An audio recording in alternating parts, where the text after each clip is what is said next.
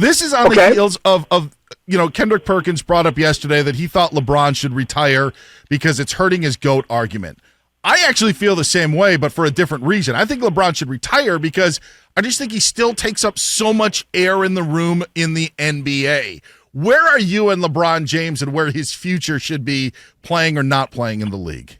Listen, man, when is the last time we told a guy averaging 28 points a game he should retire? I know, never. We've never done that.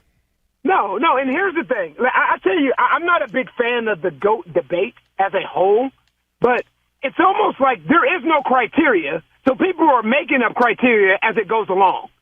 So it's like, if it's not one thing, then it's something else. When has it ever been an issue that how many coaches that a guy plays for comes into count when you're talking about the GOAT conversation? The difference in the GOAT conversation, though, if we actually want to take it there, is the fact that LeBron has never played for an all-time great coach. You think of everybody that's in the GOAT conversation, whoever you want to put in there. I don't care who you want to put in there. You can put Kareem in there. You can put MJ in there. You can put Kobe in there. You can put Shaq in there. You can put Magic. You can put Tim Duncan. You know what all those guys have in common? They all play for an all-time great coach. LeBron has not. What? Okay. What does LeBron have to gain? That is like I don't think it tarnishes his legacy at all, and I'm not even worried about the GOAT campaign. In turn, here is my reason why I kind of wish he would step away is because you have Minnesota. You wish now, Dan? What's that? You're wishing, Dan? No, I'm just saying, Minnesota last night, Anthony Edwards, taking care of the Nuggets. There's an opportunity for stardom. Jalen Brunson, 4 straight 40-point games. All of this. But somehow in the mix, we always end up talking about LeBron and who's the next coach of the Lakers. That's on the media. That's not on LeBron. It's what you're choosing. Again, life is about perspective and what you're choosing to focus on. You just referenced Anthony Edwards, the Minnesota Timberwolves, and what they're doing right now to the Denver Nuggets. If you choose to talk about LeBron, that's on you, as opposed to choosing to talking about Anthony Edwards and what they're doing to the Denver Nuggets. Like, this is new for me. I've heard a lot of different and had a lot of different conversations and debates about LeBron James. I have never heard someone say that LeBron James should retire because he's taking up so much air in the room. You're welcome. The room that the media has put him in. That's why you come on Fox Sports Radio, Antonio Daniels. I say The Office was great, but when Steve Carell left and they started to bring everybody else in, it just wasn't the same anymore. It's time to move on. I kind of feel that way with LeBron. It's too much drama. So here's the thing. So here's the question I would ask, though. What's stopping you guys from moving on? Well, we did start the show with the Timberwolves. We did. But and again, what's stopping you guys from moving on? Yeah, fair enough. AD, this is one of the grossest things I've ever heard from Dan Beyer, and he contradicted himself by talking about how much respect he had for LeBron and this and that. And this is my take really quick. I said when LeBron came into the league, we still had Kobe Bryant, we still had a lot of names, but his light was so bright that we had to put respect on his name. And we're talking about the next up-and-coming star. A lot of people are saying it's Anthony Edwards. Do you feel it's AD, or are there other names should be in the mix, and why? Well, I mean, right now, I think we are in the process of the torch being passed. And that's cool, because that's life. It's the evolution of life. It's a circle of life. The evolution, I mean, the torch is being passed. There's no LeBron. There's no KD. There's no Steph. There's no Kawhi. You think about, there's no Anthony Davis, all these guys. But you look who is still playing, right? You look at Shai Gilgeous-Alexander, and you look at Luka, and you look at Anthony Edwards, and some of Jalen Brunson, these young stars right now, Tyrese Halliburton, that are taking the league over. There's nothing wrong with that, because this is the evolution of the sport of basketball. I don't have an issue with it. I think it's a lot of guys that you can throw in there. For me, I feel like the San Antonio Spurs will have the best player in the world in 2 years. So, yeah, we can sit here and talk about Anthony Edwards and how great Anthony Edwards is, but this man down here in San Antonio that just won unanimous Rookie of the Year, there's no one else I would rather have for the present and the foreseeable future than Victor Wembanyama.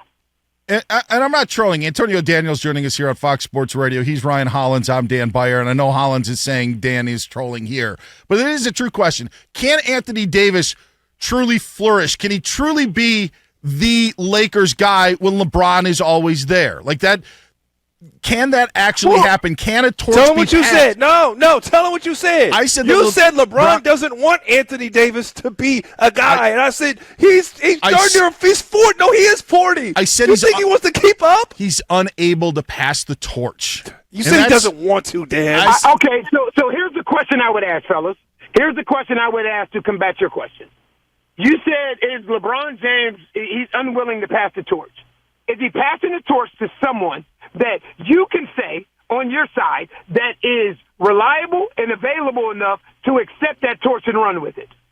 Well, the Lakers feel so. They just signed him to an extension last summer. Beyer. They did. So there obviously is a plan where the Lakers believe in Anthony Davis.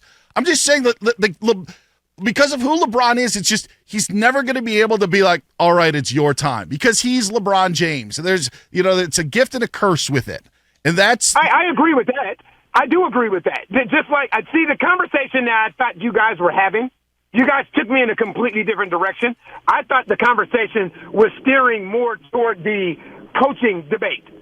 Right? About the coaching sure. and is it hard to coach LeBron and all these other, should Darvin Ham have been fired and all these other kind of things. Like, I don't know if Anthony Davis is that guy. Are you comfortable and confident saying Anthony Davis is for sure that guy moving forward for the Lakers?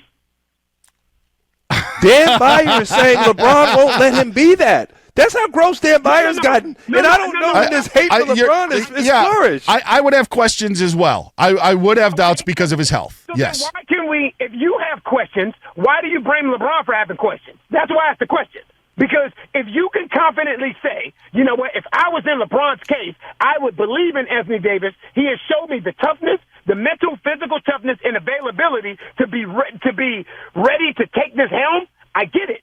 But if you can say on your hand, Dan, well, you know what? I would have questions about Anthony Davis too. And how can you fault LeBron for having those same questions? Because I don't feel that LeBron that the Lakers are in LeBron's best interest. It's not because it's always about LeBron. I feel the Lakers giving Anthony about Davis the organization, Dan? because they're about to draft Bronny James with a second-round pick, and he's probably a talent that shouldn't be drafted at all. What player is like, man, let me make sure this organization makes millions? Heck no. The organization is going to do what's best for them, and the player going to do what's best for them. And you hope you can meet in the middle. But here's the thing, though. We have to understand, I feel like this has become a LeBron conversation, and I feel like it's more of a Laker conversation. The Lakers are an organization to me that have unrealistic expectations.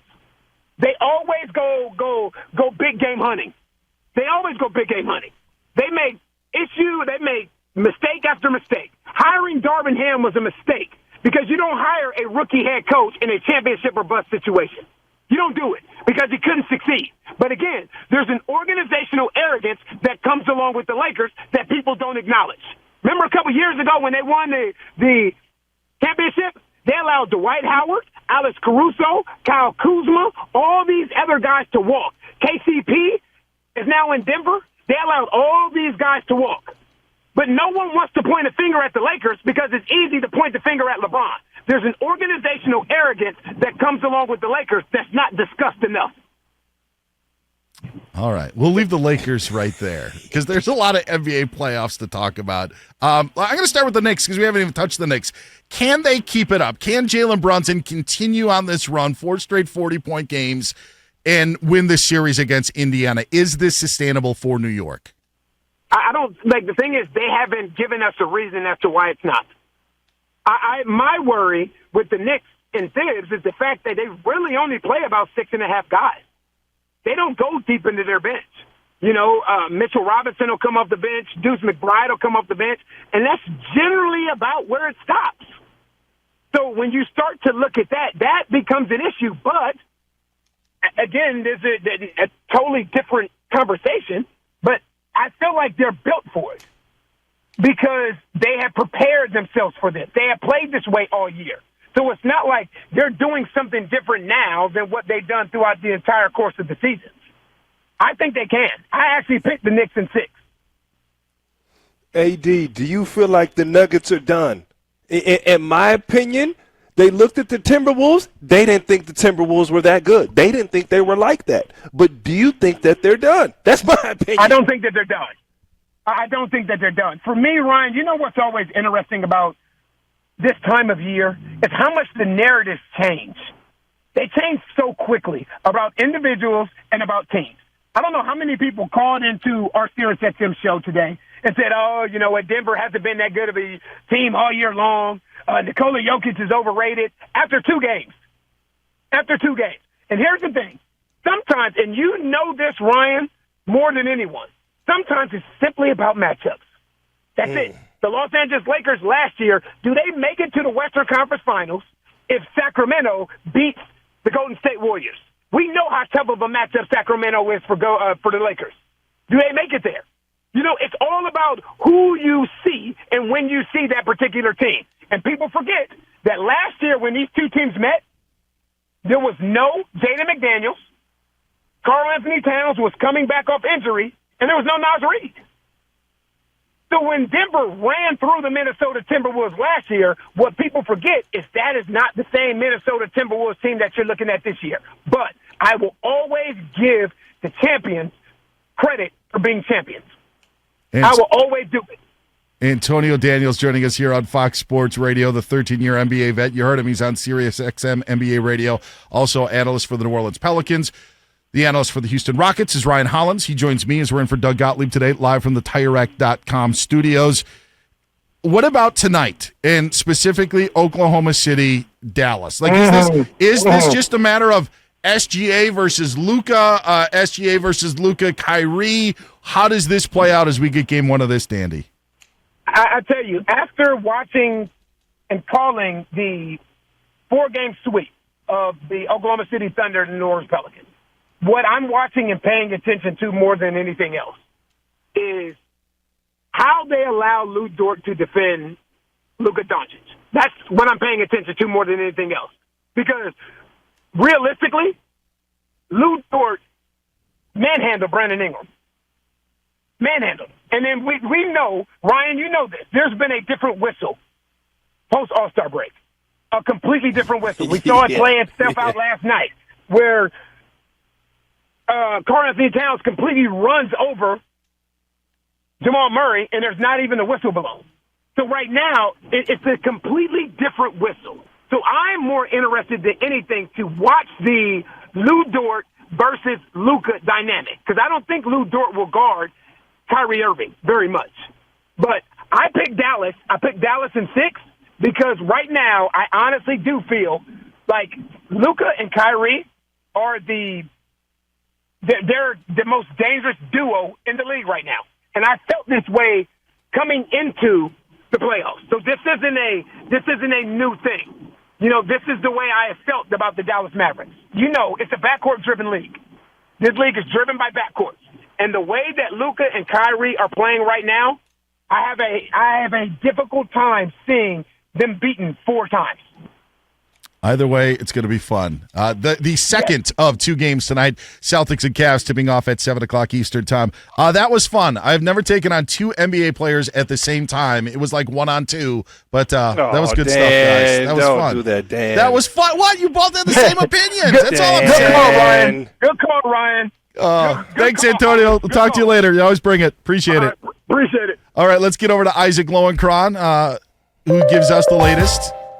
Got a life raft, life preserver. New professional boxer Dan Beyer has just gone the distance. 15 rounds with 2 NBA players. Ryan, it wasn't a criticism. You guys were just on the same side of things. That's all it was. No, because you've been gross today. It's not you, dude. I don't know who this is. I've followed Ryan's career for a long, long time in the pros in college. He's usually very even-keeled on the court. He handles pressure very, very well. I have never seen him or heard him as riled up as I have in the last few moments. You hear that, Dan? What an antagonist, Dan Beyer. Put some spice in your Tuesday. So who's it going to be for you next, Dan? Mike Tyson, Jake Paul?